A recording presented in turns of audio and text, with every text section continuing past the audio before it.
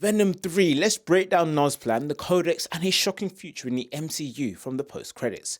The King in Black is awake, your champion has fallen, I will end your world, everyone will burn and you will watch. Those were Knull's last words and teases heavy involvement not just in the Sonyverse but the MCU. But let's go back to the start and explain this whole madness. So, Knull was imprisoned by the symbiotes on Clintar because they were sick of his tyranny. For context, he's a cosmic entity stronger than the Celestials we saw in the Eternals. That in itself creates a major problem we're gonna get into. Seemingly after they've done this is where we get the meteorites crash land on Earth that are carrying the symbiote. Many are asking, this took over 6 years for Knull to come looking, what? Well, no, because in the film we're told everything we're seeing took place within a year and a half, which is crazy. Once Knull was imprisoned, he had no way of escaping until Venom revived Eddie Brock in the first film, causing the formation of the Codex as their life forces merged. In Marvel, a Codex is when the symbiote bonds with its host and their consciousness is preserved in the hive mind. Think of it as copy and paste in a personality. This would allow whoever has the Codex the ability to move through the hive mind, meaning if Knull were to get the Codex, he would be able to control all of the symbiotes and free himself from his prison, as it would act as a key. It also means that if Eddie Brock were to pass,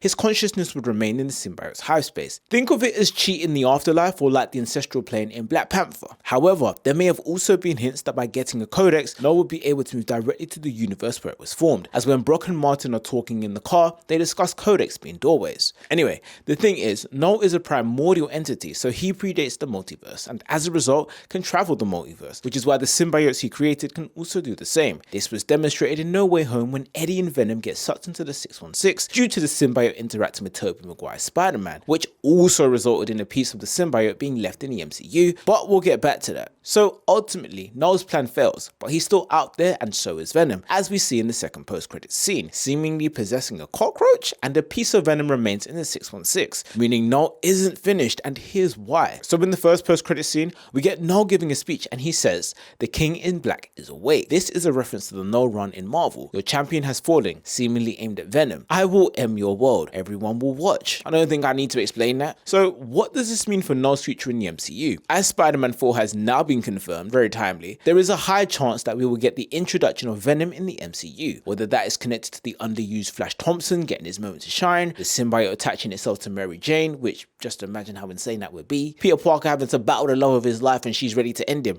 not even remembering who he even is. Tragic and hot. Or we just get your standard Venomized Spider-Man, and after all the loss that Peter has suffered in the 616, no family, no friends, no mentors, we could get more of the pent-up rage from letting the Green Goblin go after he took the soul of his aunt. If Peter passes in this universe and the Venom revives him, we will get another Codex situation. If we look at the portal that took Eddie Brock back to his universe, it also closely resembles the one Knull was using to send the Xenophage into the universe, which would lead us to the King Black storyline. In this narrative, Knull is destroying planets, slowly making his way to Earth because his biggest threat to existence was Venom, and based on what happened in this film, it's clear that Venom has hands. So if Venom still exists in the 616, there's a high chance Knull is on his way to clear it before he gets cleared. The question is there enough time now? We have Doctor Doom, the Celestials, Galactus, and Dormammu with a potential for Mephisto. Are there just too many big bads who deserve their own sagas in this phase of the MCU? I really don't want to see another God the God Butcher scenario. On top of that, he had Knull's sword, the all-black Necro sword. Could this also be used to connect the entity to Marvel Cinematic Universe? I don't know, but leave a comment and let's work it out together.